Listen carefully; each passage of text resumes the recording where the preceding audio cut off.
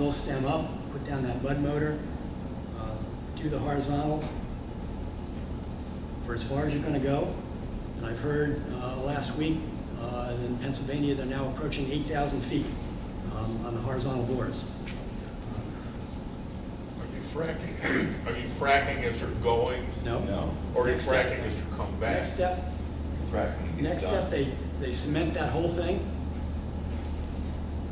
Then they send down in 30-foot sections, essentially guns, that shoot bullets through the casing. They shoot a shaped charge through the casing. And then they step back 30 feet and do it again. Do it again for the whole lateral section. Then they pump the water and sand in it to stimulate it, and then called stimulating or fracking, and that allows all those very tightly controlled or tightly isolated pore spaces that contain gas all along, but from which the gas is very difficult to migrate, gives it a path to migrate into the well and up to the surface. You keep saying that they pump water in. It's not just water they pump in. That's correct. Is that correct? That's correct. What they're else? They're doing about 1 million gallons per every 1,000 feet of horizontal well bore. So if you're going to 8,000 feet, that'd be 8 million gallons of water. I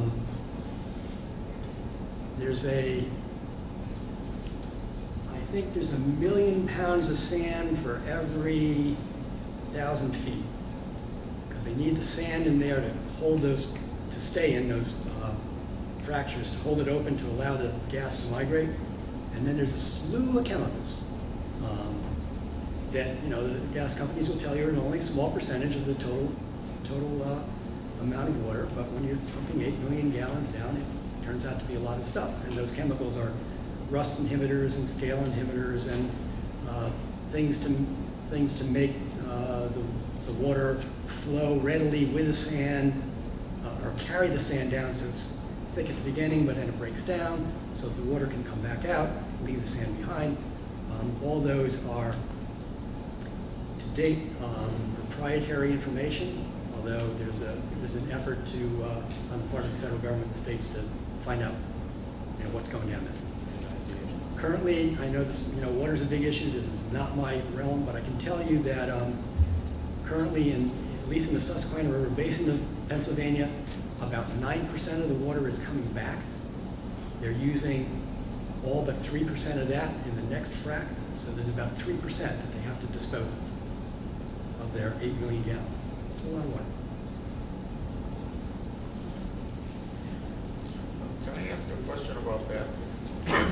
Now, the shale that you showed in Garrett County was like 150 to 250 feet wide. When you're doing that cross drilling and then fracking, is that a one-time thing for the whole shale, or can you go 3, 4, 5, 6 times depending on the depth of the shale, the width of the shale? I believe that with a 100, I believe, and I don't know, I've never heard of more than one lateral in the same area of the formation. From the same well pad, they'll go this way and that way right. and that way, 4, 6, 8 directions. Well, okay, but then it would seem to me, pretty ignorantly, but it seems to me that this isn't going to last very long. It's like a one-time thing and it's gone quickly. 65 years is what they're falling. Well, the production drops off pretty rapidly. I've seen some graphs of that. You can find them on the web. I mean, it drops off dramatically, but it's still productive for some years. And the gas companies will tell you that at some point in time, they will come back and re-stimulate, re-frack the well. Now, I don't know whether that means, I would presume that means they're going to go through the same well bore in the same horizontal, but I would think they want to try a slightly different area, but I don't know. And will they come back after 5 years, 10 years? Only time will tell, really. When it becomes, when the flow of gas out of the shale becomes too little, but it's still high enough and the price is high enough that they can afford to go back and refrac, they will. Let me ask one other question, just, and you may not know this, you can just tell me, but I have a little piece of acreage up in the northwest of Garrett County, but I haven't leased my land to any of these gas companies, but my neighbors have. Now, what happens if they go in and they drill and go under my land and frack and take the gas out? Do they just say goodbye, or like, I drink your milkshake, and that's it? You know, I'm certainly not an expert in that. That's really a legal question because the subsurface rights are the same as your, it's a legal property right issue. The regulations that are in place are supposed to prevent that kind of thing happening.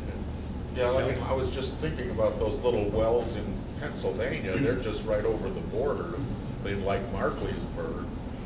Could they be drawing stuff out from Maryland? I couldn't tell you.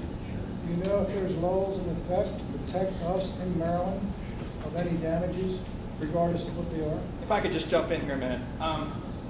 I'd like for Jeff to be able to finish his talk, and then we can answer some questions. And these couple of questions are out of his realm, and we do have some speakers coming up with some other sessions later in the month and coming that'll help answer some of those. So if we could let Jeff finish, and then there is some folks in the room who can probably help answer some of the questions too. So if you guys don't mind, that would be great. Thank you. Yeah, just from a geologic perspective, just a couple summary points here. Marcellus was, again, the source rock for the Oriskany, which was drilled throughout the Appalachian Basin, including western Maryland. It's also the capping formation for that formation. And as an unconventional gas play, it's really both the source and the reservoir. Oriskany was the reservoir, the Marcellus was the source for the conventional way we think of extracting hydrocarbons. Again, deposited in an anoxic basin, high carbon content, algal material leads to, with high enough temperatures and pressures, leads to the generation of gas. There are subunits, and it's really only the lower Marcellus that has the highest total organic carbon content to probably, at this point in time, be a target for the gas companies. And again, even though it's thickest to the east in Maryland, in western Maryland, thickest in Allegheny County, chances are that it's of less interest there because there's a lower organic carbon content, and it was cooked too much. So all the gas has probably been driven off. And where the Marcellus outcrops at the surface, the gas is gone. It's gone in the atmosphere long ago, or it's still going, but at a very slow rate.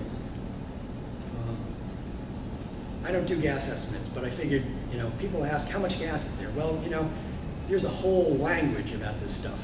Proven, unreserved, unknown, reserves, it just goes on and on. But the estimate for the entire Marcellus right now ranges from about 500 trillion cubic feet of in-place gas. Now that means just it's there. It doesn't mean we can get it out. That's a USGS estimate, U.S. Geological Survey. Other people have estimated 5,000 to as much as, I think it was supposed to be 6,600 trillion cubic feet. What's recoverable is another thing entirely. We gotta, it may be there, but without fracking and stimulation and whatever, we're never gonna get it out. So recoverable amounts are much lower than the in-place amounts. And the recoverable estimates for the entire Marcellus has ranged from 50 to 200 trillion cubic feet. It's the entire Marcellus. We don't know from Maryland. There's no data. The data will be collected by the gas companies, and we just said, they're not likely to be inclined to share that information when they've just invested a hell of a lot of money in drilling a well. So, as from the Geological Survey side, we're trying to assemble all the information we can. It doesn't answer all the questions, of course, but it provides at least the framework of what we know about the Marcellus at this point in time from a geologic perspective, and not really speaking to all the issues of water use, water disposal, gas rights, And those are all, major issues for us. So I'll be happy to take questions, and I hope I didn't drone on too long. Woman. I just wanted to double check the figure that you mentioned. In the Susquehanna River Basin in Pennsylvania, if I understood correctly, you said that only 9% of the water that's injected in for the fracking is actually brought out again. Coming back to the surface. Coming back to the surface. So let's say 9 million is put in, you get 1 million back. Right? Yeah. Okay. Yeah. So And then I they're guess my question is, and then they're reusing 600,000 of that. say again? They're reusing 600,000 of that and the next frac job. Okay, my question is though, with my limited knowledge of earth science, I remember a figure like 2 to 3% of fresh water, of water on the planet available for drinking, and a lot of this water then is ending up out of the water cycle. It's ending up underneath where no one can access it for drinking water anymore, and we're getting just a little bit back, which is, I mean, would you speak to that? Because I understand that we don't, I know you're not a hydrologist, but it doesn't sound right. It sounds like we're losing something. Well, there's a water cycle. There's a lot of salt water in the oceans and the simple answer here is that there's a lot of salt water in the oceans that's not drinkable, but ultimately it evaporates and it comes down on the land as fresh water and we can drink it. Now, that being said, and I don't mean to be glib, and this is why the Susquehanna River Basin Commission is so involved in this in that part of Pennsylvania, and why the Maryland Department of Environment is involved out here. There's a water allocation process that goes on. If you want to, use a big chunk of water, you need to go and ask the Susquehanna River Basin Commission in that part of Pennsylvania or Maryland Department of Environment for that allocation. And they may grant it or not. In the case of, my understanding is, and these permits are not worked through yet, but the well that is the permit request is in now for Maryland. The city of Cumberland has a water allocation. They don't use all that water. So the company has said, we will buy the water from the city of Cumberland. And the city of Cumberland is willing to sell it. There won't be less water for Cumberland because they're not even coming close to using their water allocation. So, but each permit is going to be looked at on a case-by-case basis to determine whether or not there's sufficient available water. But David Bolton, who works for the Maryland Geological Survey, emailed me and said that groundwater in Garrett and Allegheny counties has not been as thoroughly studied as it has in central and eastern Maryland. There is little data on aquifer hydraulic properties or stream flow, and both of these will be needed in order to make any type of intelligent assessment of the long-term sustainability of the water resource under any scenario. That's correct. And that's not, they haven't even finished this assessment. It was just begun in 2009. At the time, they weren't even considering Marcellus Shale. And I would bet that if a gas company came to Maryland Department of Environment and asked for water allocation to withdraw water from the ground for stimulating Marcellus Shale well, it would be denied. No guarantee, but it would certainly be looked at very, very closely. Denied is the wrong word. It would be looked at very closely. I'm not a permitter either. I can tell you that everybody's wrestling with this issue. Well, the city of Frostburg has already sold them drinking water, which is Garrett County water. They've sold them that to use in a drilling process. So, I mean, that's what I'm saying. I'm concerned about losing the water. That's all. Right. But the Susquehanna River Basin Commission, again, they manage the whole basin, and there are multiple users. There's drinking water, there's industry. One of the biggest users, and it just astounded me, but it makes sense, one of the biggest users, and it far exceeds anything that the Marcellus is requesting, is golf courses. We're taking drinking water, we're pouring it on a golf course. So, You got, there are trade-offs. I mean, you got to ask, is that a valued, you water your lawn. You've taken this water that we've made potable for human consumption, and you're pouring it on the ground. That never made sense to me. This lady's question actually raises something. Is there any possibility of using salt water for this stuff? Or do you know? I mean, I will tell you that from my understanding that just like the gas companies are now reusing 3/4 of the gas, of the water that comes back. 3 years ago they said, oh no, we can't use that water again. We got to get rid of it. Now they're using most of it, 3/4 of it. They said, no, we can't use brine. I think they'll figure it out. Water is a bigger problem here than they expected 3 years ago. Both the getting of it and the getting rid of it. In the Barnett Shale in Texas, they inject they're permitted to inject the return frac water down into a saline aquifer somewhere deep underground where it'll never impact the surface. So that's the way they get rid of it there. That's never going to work in this part of the country.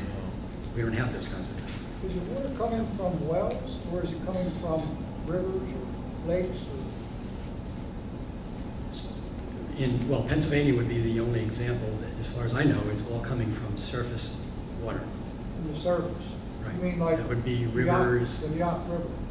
Rivers, streams, reservoirs, and those allocations from those sources are permitted by, in Maryland Department of Environment, or in Pennsylvania, the Susquehanna River Basin Commission, or the Pennsylvania equivalent of MDE. And there are criteria that you can't run it, you can't draw a stream dry. You can't use more than, you've got to allow a certain amount to flow by in the stream or the river. That's how an allocation is set. So an allocation would have been set for Frostburg or for Cumberland to say you can use so many gallons per day. Well, if they're only using half of that, the rest of it is flowing by, but the state's already determined that the rest of it that's flowing by is sufficient to maintain the downstream resource, all the other users that might be down there, and then they're free to consider other things to do with that allocation, the city. Do you know if there's any Mr. laws? Halka, we have a question here. Sorry, sure. Well, my main concern is the contamination of our water. And do you know how quickly the technology is evolving in terms of that particular issue, a safety issue? And you mentioned the reuse of water, and then there's 3% left over, and that's millions of gallons. And contamination of what? I mean, is there contaminant from where they fracked and injected it? Is there contamination just in the water that's left over? And they say they put it in sealed ponds, and so it's exposed, right? Water that's not used is exposed somehow and is left on the surface, correct? Put somewhere on the surface. The water that comes back from the wells, the frac water that comes back, which comes back, by the way, not only with whatever residual chemicals might have been added at the outset, but it comes back with a lot of stuff that's in the Marcellus. A lot of sulfur, a lot of salt, a lot of radioactivity. Is there radioactivity Right. in there? Yep. Yeah. In Maryland, the frac water will be permitted as a hazardous waste. And then where does it go? It won't stay in Maryland. What do you mean? It's got to go somewhere else. I mean, I was approached 2 years ago, and I was told that there would be a reservoir built for water, and that, quite frankly, I don't know whether that's pre or post frac. That's pre. They build a. And then they tank it out. They generally want to build a pond adjacent to the well that'll hold these millions of gallons of water, so they can do the frac. That's the clean water to go in. Okay. They're given the permit to get that water and to get it up into that pond. Okay, so the contamination of our water source, our drinking water, would occur? Wait, Well, it I would, mean, from below what's already been put in, or the contaminated fracked water that's been brought out? the only potential, I mean, the water that's up there in the holding pond to do the fracking is clean water. No, So- I understand that, but Right. so, So it's the water that comes back that's the concern. And in Maryland, it will be not disposed of in Maryland. It will be treated as a hazardous waste. but as this technology evolves, is it evolving quickly? In other words, is it becoming safer as time goes on? Are the oil companies concerned with the health issues? Oh, yeah.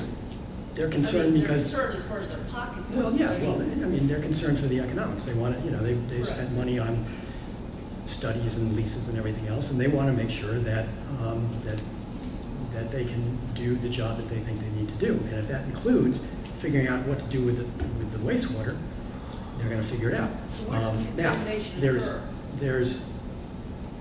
where does the contamination, you hear about contamination of our water source, our drinking water, where does it occur? At what part of the process does that contamination potentially occur? Except for a truck wrecking or something. Well, Except for Right. an accident. Well, there weren't an accident, I don't think that there should be any Well, I think what she's asking is, contamination to your ground. what happens to the water that's left down in Bad the, cemented. That's what I'm asking. The water that's If- down there is what? It's just there? What happens? Well, it's there in the fractures that have developed. That's the simple answer. And Is it a complete answer? geologically, Is does it a that come complete up? answer? No. Does it come up, or does it just sit there forever, or what's it do? Well, if the well is properly constructed, it'll stay there for a good long while. Forever is a long, long time. I think, and I don't know. I don't know for certain, I don't know that anybody does. Concerns about contamination of groundwater are probably from either a badly constructed well, you didn't case it well enough at the top, or it's materials are getting in, you're going down to the Marcellus, you're going through other shales, other sandstones and limestones that have gas and have other materials. I think at the top end, if it's cased right, at the bottom end, if it's done right, it's this intervening stuff that they've got to figure out. That goes back to the evolution of the technology. Right, but I think it's evolving quickly. So I it's can tell you. evolving quickly, and so there would be some consideration of a time, an amount of time for this process to become actually more safe, and that would be a regulatory. Well, it's evolving quickly on the regulatory side, trying to figure out, what's the right thing to do and what do we need, how closely we need to regulate.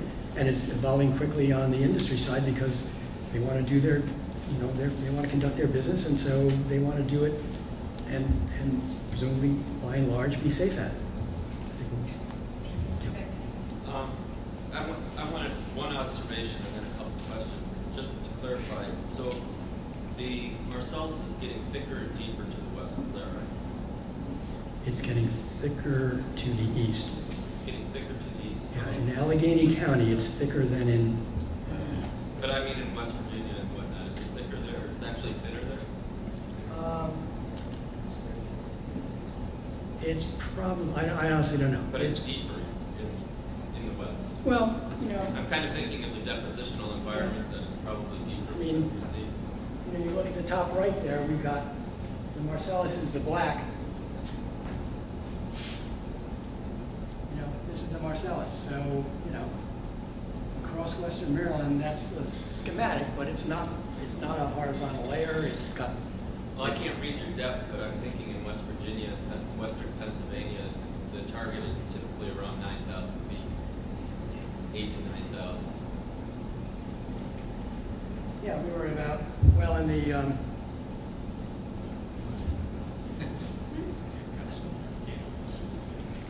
yeah, well, we're in the 4,000, 8,000 foot range, depending on where you are in those. All right, the other thing I wanted, you in your stratigraphic column, you showed two limestone beds, the Tully and the Purcell. Yeah. Maybe that's the same name for the same bed, I don't know. No. Okay. What are the thickness of those beds and how competent are they as a cap rock?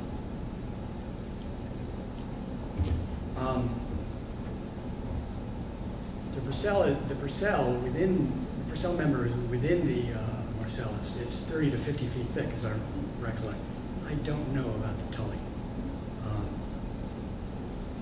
The reason why the Tully's in there is because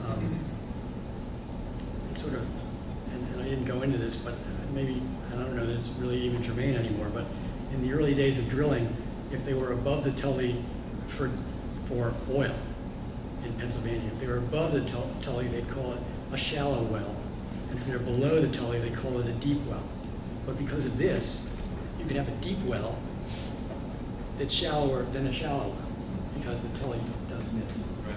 Just like in West Virginia, they have the same syntax. Yeah. Deep well, shallow well, depending on whether you go to the other dock.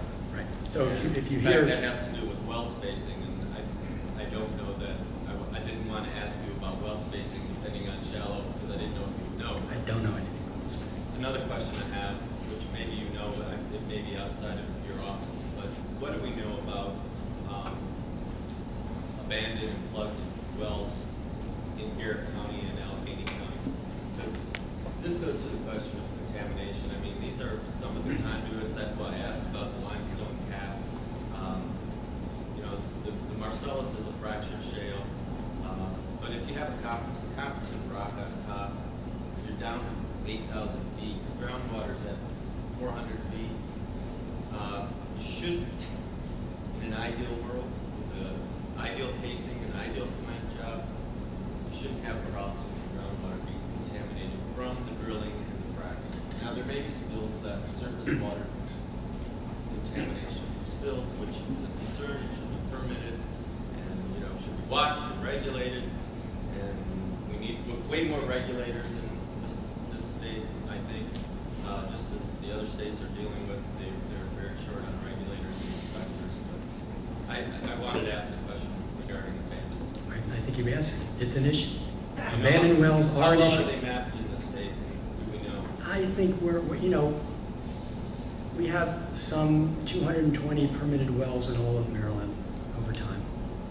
Some of those are on the Eastern Shore, some are in, you know, so granted, the great majority of them are in Western Maryland. I think we probably know where most of them are, not all of them. I think the number for permits and abandoned wells in Pennsylvania is on the order of 30,000. So, but yeah, it's an issue. And it's an issue because, you know, just like constructing a well properly with the casing and cementing, when you leave a well, you're supposed to abandon it properly. Did they always do that? What about using treated wastewater effluent? My understanding is that they're looking at wastewater effluent too, which 3 years ago they said, no, we'll never do that because it'll mess up our other chemicals. But apparently the gas companies are, and again, they recognize that that water is a significant issue. Where are they going to get this water? Other than the Marcellus layer, what other layers have promise for future gas below or above it? Off the top of my head, the only one I can remember is the other one that's in this show, which was the Needmore, which is below the Marcellus, but had the 1 to 2% organic carbon content. I don't know if anybody's done any analysis of the kerogens and the vitrinite on that to determine if there's anything significantly there. It's clearly not the focus now, but again, you've got sort of the mother lode with 4 to 6% organic carbon in the lower Marcellus. For the time being, everything else pales by comparison, would be my guess. This guy here has been trying to ask you a I'm question sorry. for the past 20 minutes.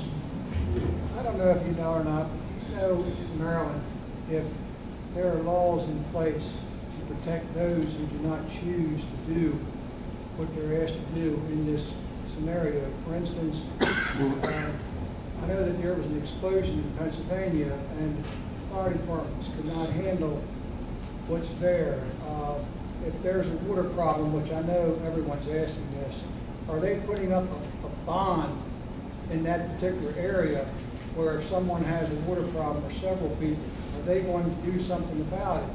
Do we have laws in effect to protect us, or don't you know that, or isn't it your field?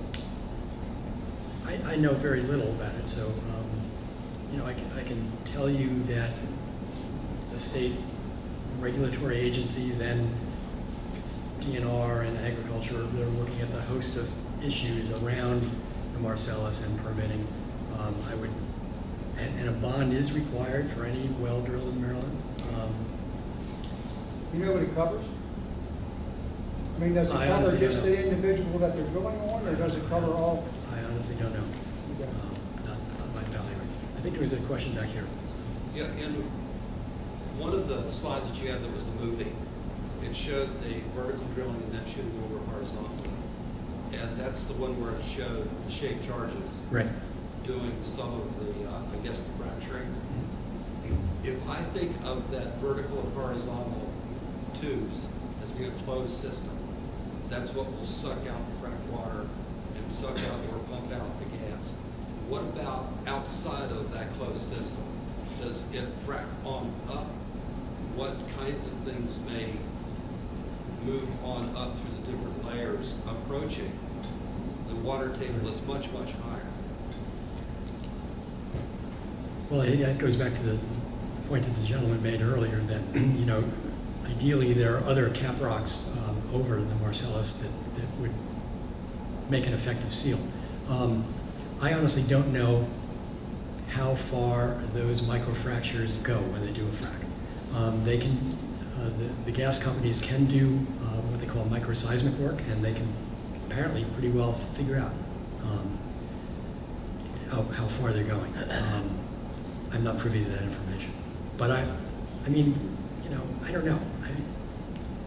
We're a couple thousand feet down, there's a whole lot of rock, there's a lot of pressure. I would think they would close up pretty quick, but I don't know. Yeah, sir. My main question is, why don't you have somebody here from the industry? How come? There should have been somebody here from either Parker Drilling or somebody like that. Let me just jump in. We could spend about the next 24 hours trying to cover all the different topics about Marcellus Shale, from water on through to permitting, and obviously we can't do that. So I want to just jump in here for a couple seconds and talk about what is going on right now in the county. It seems like there's at least a good number of folks that are coming in having not been sit through any kind of a Marcellus type of discussion.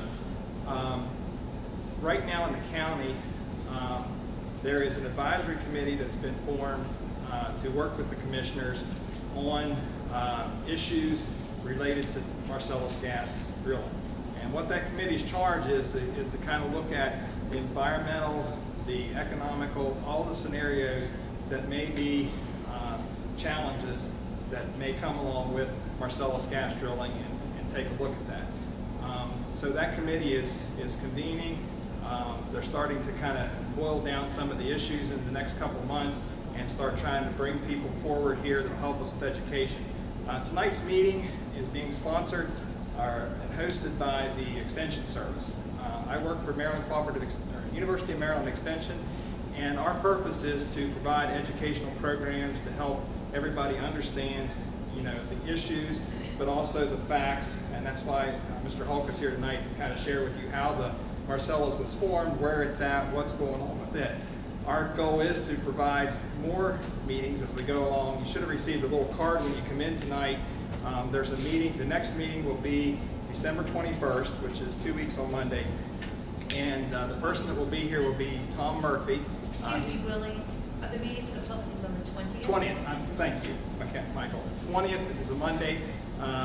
He will explain. He is with the Penn State Extension Service and has been dealing with Marcellus gas for about 4 years. He's their statewide specialist. He's going to talk about the challenges we have in front of us, all the kind of questions have been asked here. Also on that evening, Ed Lauermore, who is with the Maryland Department of Environment, and he's He's the mining person. He's the person at this point who's kind of the point person for MDE with drilling, will be here to talk and answer questions specifically about Maryland. So we are trying to bring these programs forward. There is industry that is holding meetings. There was a meeting 2 weeks ago by the Chief Gas and Oil Company in Friendsville to explain some of theirs. I know they and Sampson and some of the other companies are also going to be holding more meetings. There are also folks with groups like the Savage River Watershed and the Appalachian Highlands Conservancy, am I right on that are holding meetings looking at the water issues. So there's a whole lot of information that's going to be coming forth, over the next few months. And I just urge everybody to get to as many things as you possibly can, keep an open mind, and try to help work through some of these questions and concerns that you have. I'm not meaning to stifle discussion tonight. We can keep answering questions here all evening, but we just can't answer everything tonight. And Jeff's here for a very specific purpose tonight, and that's the only reason there's not 8 or 10 people on a panel tonight. And I think that's a point well taken. But if you could do it, or the college could do it, if there's some a single website where either the extension or the college or some place where you could keep information and a schedule of these things and the latest that's happening and what's going on in the county or the commissioners or all of that kind of stuff. That is in progress. If you got the card tonight, there's a little red box on there that has the website that is being housed with the Garrett County Economic Development. Cheryl DeBerry, who works actually out of the Extension Office as the Ag and Natural Resource Marketing person with Economic Development, is operating that site. And again, our focus is on unbiased information. So I know that there's a lot of information out there about Marcellus gas on all the different spectrums. So we're trying to really, I won't say filter, but examine the information that goes up there, making sure it's coming from sources where we have folks like Jeff that are experts in a certain area that are able to put something up there that's pretty factual. So we do hope that you appreciate that fact, and that some folks have been looking at the information that's going up. And it's not just me or Michael or Cheryl that's looking at that information. We're asking other people outside of our area when we don't have the expertise to say, does this look like it's something that would be valuable to people and it's unbiased and it's reliable, and then getting that information up there. And that's going to be a little bit of a slow process. We have to remember that, if you're going to, it's pretty easy just to throw anything up, but we want to make sure the stuff we're putting up is representing something that you can really take a look at hard, and not just say, oh, well, that's just somebody that has a special interest in mind. That's one thing we're trying not to do. But thank you. That's a very good point. I hadn't mentioned the website, so appreciate that. And that website is not real. It's not going to be Google friendly, I'll put it that way at this point in time, so you're going to have to type it in. It's under construction. We'll be moving that forward and getting it on all search engines and all that kind of stuff as time goes on. We are also planning to put all the lectures that are happening over the next months on that site, so that's why we're recording tonight. This lecture will be put on there, and so if you have a friend that couldn't come and wanted to see this, or if you can't come next week and see Tom Murphy, 2 weeks and see Tom Murphy, you can get on the site and download these and take a look at them. And your emails tonight, we've set up the system on constant contact. So Cheryl will send out an email, probably around the 15th, 16th of the month to everybody about the 21st. So you're going to start automatically getting emails about all the natural gas stuff if you gave us your email tonight. If you didn't give it to us and you need to give it to us afterwards, please do that. If I may interject, please take a moment, complete the survey, and let us know. If you have to fill up the whole back page, I'd be thrilled. Let us know what programs you want, what questions you need answered, who you'd like to hear from. That way we're sure we're meeting your needs and filling the void of what you think our educational needs are. And again, we're not trying to stop discussion at this point. If you have some more questions for Jeff, and again, his expertise is geology, so we're more than happy to entertain those. I'm just going to say that it seems like a good starting off point. We like to say that geology underlies everything, so hopefully this is a foundation in what the Marcellus Shale is, why it's here, how it formed. Doesn't address the immediate concerns of everybody, but it's something that can be built on with the program that's coming forward. Kind of a problem.